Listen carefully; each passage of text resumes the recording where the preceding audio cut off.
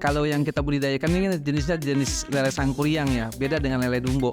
Jadi jenis lele sangkuriang itu banyak kelebihannya. Salah satunya adalah lele yang mudah dipelihara di mana saja. Pertama di kali, di kolam, di empang, di bak, atau di kolam terpal, atau di kolam permanen. Tidak mudah terserang penyakit. Yang kedua, pertumbuhan badannya cepat besar. Yang ketiga, beliau itu di mana tempat hidup. Kalau lele ini sebetulnya kanibal juga ya, kanibal. Makanya kenapa banyak peternak lele yang gagal. Di kolam itu biasanya ada lele yang lebih besar dari rekan-rekannya. Kalau kita misalnya naruh lele dalam satu kolam atau 500, itu paling tidak ada 5 lele yang paling dulu lebih besar. Dan itu bahaya sekali. Itu jadi hama. Harus disurtil, diganti air, disurtil. Tujuannya kenapa? Untuk menyaring lele yang lebih besar agar dipisah dari lele yang kecil.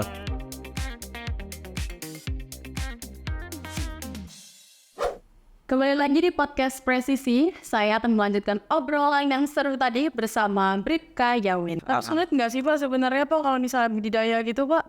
Budidaya ditinggal-tinggal gitu ya Pak, maksudnya sambilan gitu. Kalau yang kita budidayakan ini jenisnya jenis lele sangkuriang ya, beda dengan lele dumbo. Jadi jenis lele sangkuriang itu banyak kelebihannya. Salah satunya adalah lele yang mudah dipelihara di mana saja. Pertama di kali, di kolam, di empang, di bak, atau di kolam terpal, atau di kolam permanen. Itu lele sangkuriang itu tidak mudah. Pertama, tidak mudah terserang penyakit. Yang kedua, pertumbuhan badannya cepat besar. Yang ketiga, beliau itu di mana tempat hidup. Begitu. Bahkan intinya kan kalau ngasih lele makan itu satu hari 2 kali nih, pagi dengan malam hari ya. Jadi nggak ada kendala untuk mereka yang bekerja. Oh, gitu. Berarti budidaya lelenya sendiri, jenis lelenya itu ya Pak ya, yang Iya. mudah buat dikembangbiakan begitu ya Pak. Tapi untuk makannya sendiri apa itu Pak? Saya tahunya lele makannya ini pelet doang gitu. Apa Pak makannya? Jadi kalau lele ini sebetulnya kanibal juga ya, kanibal. Makanya kenapa banyak peternak lele yang gagal. Nah ini yang perlu kita ketahui, bahwa peternak lele itu kebanyakan gagal karena 1 bulan mereka tidak mensurtil. Artinya gini ya, di kolam itu biasanya ada lele yang lebih besar dari rekan-rekannya. Kalau kita misalnya naruh lele dalam satu kolam atau 500, itu paling tidak ada 5 lele yang paling dulu lebih besar. Dan itu bahaya sekali. Itu jadi hama. Jadi hamanya kenapa? Lele yang seperti itu, makanya sebetulnya seminggu sekali harus diganti. Harus disurtil, diganti air, disurtil. Tujuannya kenapa? Untuk menyaring lele yang lebih besar agar dipisah dari lele yang kecil. Gitu. Jadi itu yang pertama kanibal. Yang kedua, kalau untuk makannya itu lele sangkuriang ini bisa daun-daun kayak kangkung, bayam, apa sayur-sayuran bekas dari masak, termasuk nasi bekas juga mereka doyan. Nah terus di samping pelet, kalau pelet kan mahal ya. Biasanya kita menggunakan misalnya kayak maggot juga bisa. Kalau ada maggot itu misalnya lele lebih cepat besar. Atau makan makanan yang tersisa lah seperti itu. Itu lele sangkuriang. Makannya tadi cukup juga. Betul. Atau misalnya kalau kita ada ayam tiren tersebut dibakar dahulu, terlebih dahulu, baru dikasih. Itu biasanya cepat pertumbuhan besarnya. Nggak terlalu sulit ya untuk cari pakan. Kalau untuk lele itu nggak terlalu sulit. Betul. Tapi hasil dari lele itu sendiri Pak, budidayanya itu udah disalurkan kemana aja nih Pak selama ini? Apa ada naungan sendiri dan Bapak kayak masyarakat ngumpulin ke Bapak, baru Bapak kasih pasar, atau masyarakat bisa langsung gitu?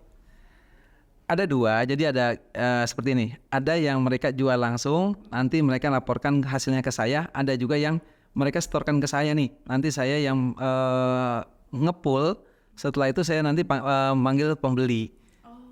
Kita timbang, nanti kita bagi 2. Dibagi 2 itu begini sistemnya. Jadi mereka tuh ada 2 kelebihan. Mereka dapat uang, mereka dapat bibit baru pengganti. Jadi itu kalau mereka jual pribadi, kalau misalnya mereka jual pribadi, kita nggak ganti dengan bibit lagi. Tapi kalau dengan saya, misalnya nih si A nih jual kesenimbang ke saya, itu ada 20 kilo dengan uang misalnya 500.000 ya misalnya ya. mereka dapat uang 300.000 apa 250.000. Pertama mereka dapat uang, kedua mereka dapat bibit seharga sebanyak 500 ekor lagi. Seperti itu. Jadi mereka ada dua keuntungan, dapat uang juga, dapat bibit lagi. Jadi mereka nggak perlu beli bibit lagi. Seperti jadi itu. tukar ke bapak gitu. Iya, tukar, tapi kita berikan uang juga buat ya. Buat mereka. Berarti bapak termasuk yang ngecek harga pasar di harga lele di pasar juga pak gitu pak? Betul, harga pasaran kita harus tahu. Karena kan saya tadi awalnya bilang saya pernah gagal di harga di pasar jualnya 20.000, di saya 18.000. Berarti kan saya udah kalah 2.000. Rugi gitu. Seperti itu. Kalau misalnya udah panen gitu ya Pak, udah berapa kali nih Pak sejauh ini? Udah berapa kali gitu Pak? Kalau lele udah nggak bisa terhitung. Udah nggak bisa terhitung ya Pak? Udah. Karena setiap 3 bulan sekali mereka panen. Oh lele 3 bulan. Iya, 3 bulan sekali mereka panen. Kadang-kadang sekarang lagi trennya di sana, trendingnya pemancingan. Selain dari untuk pecel atau untuk restoran, sekarang harganya lebih mahal di pemancingan. Sekarang banyak pemancingan lele di sana itu yang ngambil bahan itu dari kita. Itu. Tapi Bapak dapat suplai bahan itu gimana? Bapak berarti budidaya di rumah sendiri juga begitu ya? Iya. Oh, Selain menghasilkan bibit gitu? betul. Jadi kalau misalnya ada warga kita misalnya nih, warga pembinaan saya ya pada intinya di kelurahan saya kan satu Babin Kaptimas di sana itu ada 11 kelurahan ya.